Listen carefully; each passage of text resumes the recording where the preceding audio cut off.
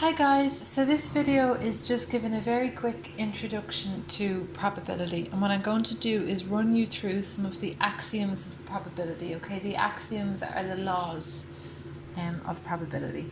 So the first one here is that the probability of any event E will always be between 0 and 1. Okay, so if you're finding a probability, your answer as a fraction or a decimal should always be between 0 and 1. There is no such thing as the probability of anything being 2. Okay, sometimes we'll talk about probability in percentages, like there's a 50% chance that something will happen.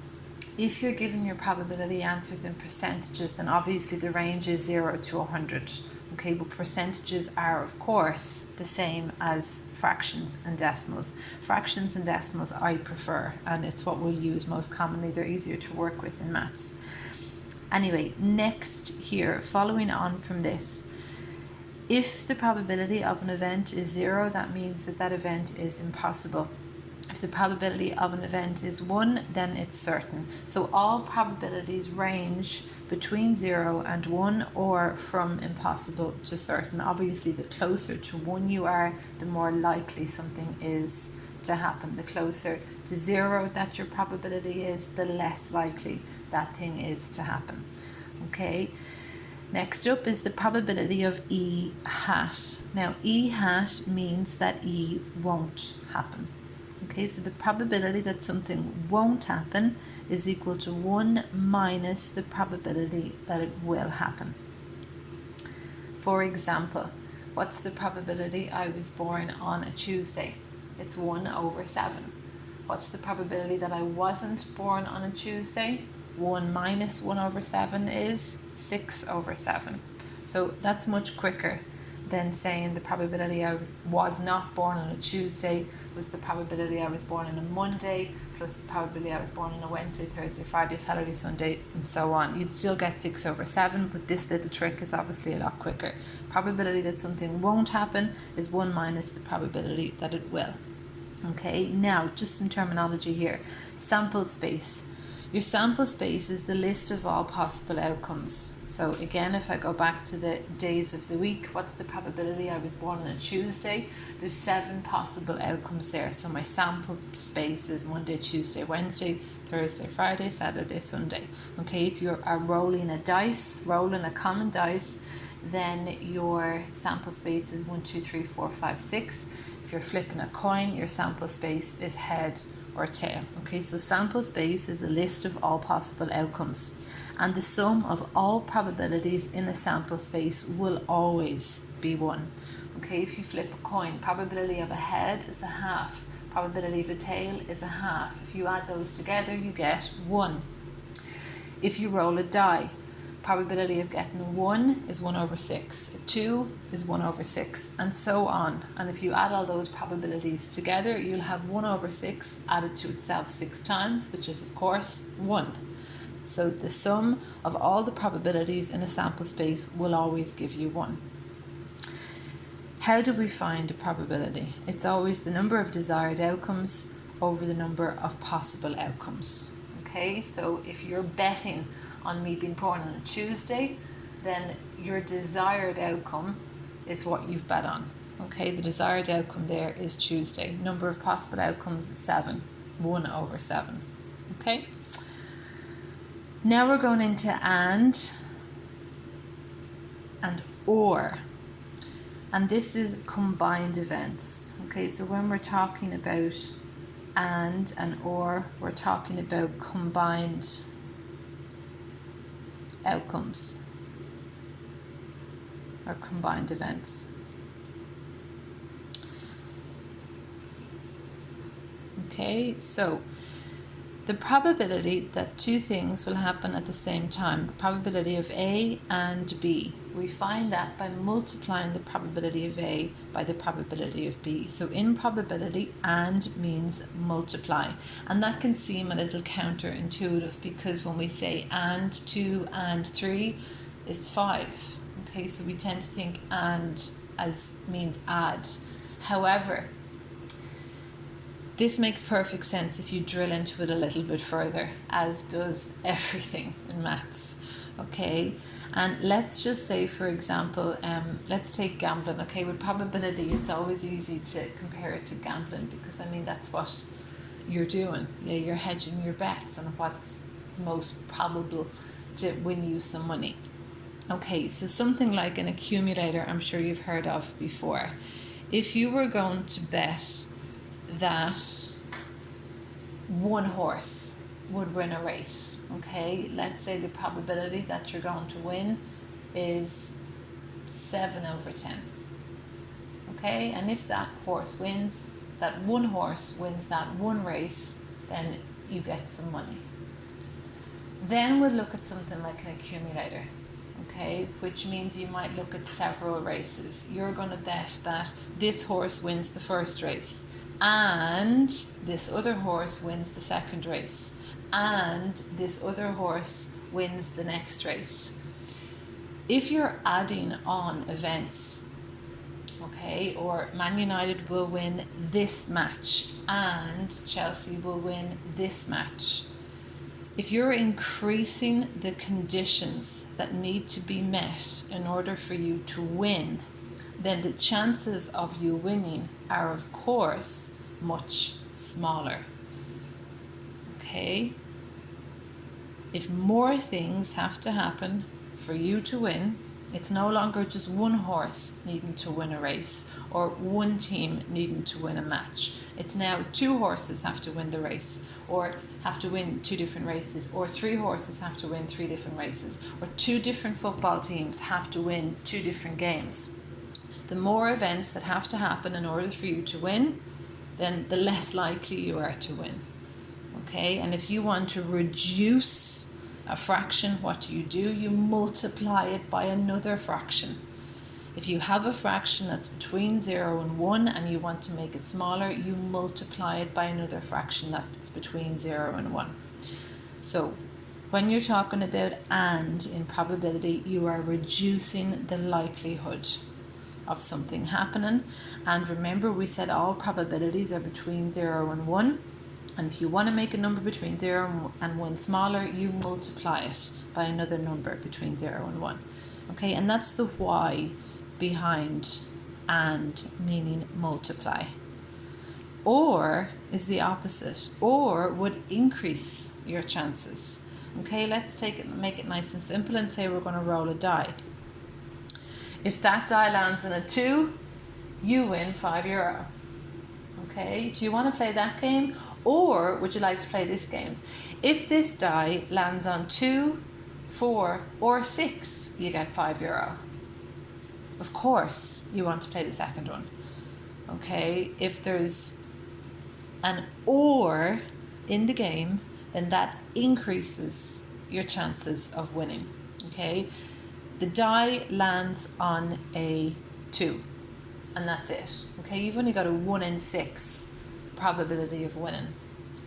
If you have a game where the die lands on 2 or 4 or 6, you now have a 3 in 6 probability of winning, or a 50% chance. Okay, so or in probability increases the odds. So to increase odds, we'll be adding fractions together, not multiplying them.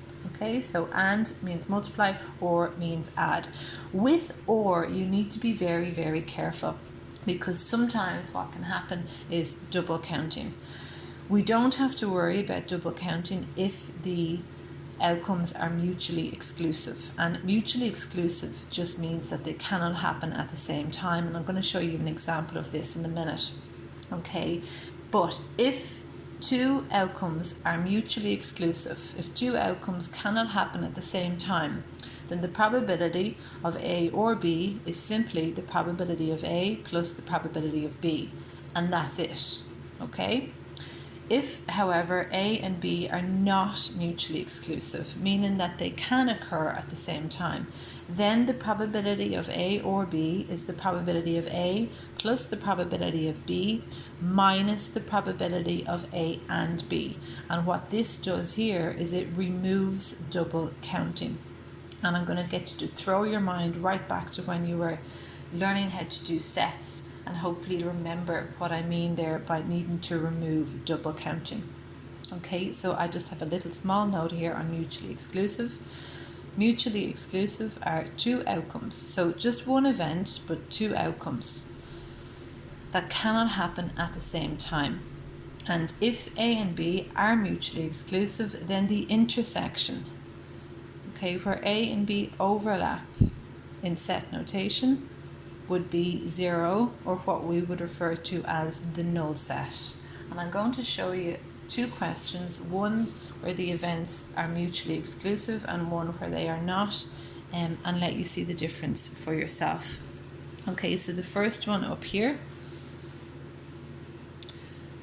we're going to draw a card from a deck and we're going to find the probability that it's black or red. Now, a card cannot be both black and red. So the outcomes of this event, so the event is the drawing a card from a deck. The outcomes are what can possibly happen. The outcomes, card being red or card being black, are mutually exclusive. Therefore, to get the probability that the card is red or black, you simply add each of the individual probabilities. And the probability that a card is black, half the deck is black, so it's a half. Probability that it's red, half the deck is red, so this here is red. Sorry, this here is a half. Okay, so the probability that a card is black or red is a half plus a half, which is 1, which means that that is absolutely certain. Now, there's another way that we could have gone about that question, and that's using set notation. I just wanted you to see here that the null set is this overlap, okay? This here, the overlap between set B and set or, that's B intersection or. Remember the little bridge symbol where they overlap, okay, intersection. So when two events are mutually exclusive, the intersection will be 0. So my set B has a total of 26 cards in it. My set OR has a total of 26 cards in it. That whole 26 goes in here to B not OR, and the full 26 goes in here to OR not B. Why? Because the overlap is 0. So now when you're doing probability of black or red, it's simply the probability of the union, okay, which is just 26 plus 0 plus 26, 52 over 52 is 1. Now, let's look at a question where the events are not mutually exclusive. I have to move this up so you can see it. Okay, so this time we're going to draw a card from a deck and find the probability that it's a red queen. So we've got two outcomes here, red and queen. These outcomes, however, are not mutually exclusive, because can the outcome red and the outcome queen happen at the same time? Of course they can. Okay, you can absolutely have red queens. You've got two red queens to be specific in any deck. So first method here is probability that the card is red or a queen is the probability that it's red plus the probability that it's a queen minus the probability that it's red and queen. Red, 26 over 52. Queen, 4 over 52. There's 4 queens in a deck. And minus the red queens, there are 2 red queens in a deck. So this here gives us 28 over 52 or 7 over 13. Okay, so because these outcomes were not mutually exclusive, we had to subtract the probability that it was OR and Q. Okay, to remove double counting, and that double counting part hopefully will become a little clearer when we look at this method of doing it. Method 2, again, I'm going to use sets.